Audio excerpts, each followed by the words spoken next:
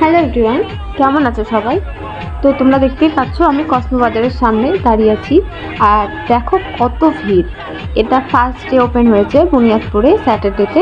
তো দেখো কত লোক এসেছে। আমরা বাইরে প্রায় আধা ঘন্টা থেকে 1.5 ঘন্টা অবধি দাঁড়িয়েছিলাম, তারপরে আমরা ভেতরে ঢোকার চান্স পেয়েছি। তো আমরা ফাইনালি চলে এসেছি। আর এখানে দেখো ভেতরে, বাইরে তো ভিড় ছিল, ভেতরে আর অনেক বেশি ভিড়, মানে জিনিস যে কিনবো তারও কোনো জায়গা নেই, একদম ঠেলাঠেলি করে ঢুকতে হচ্ছে।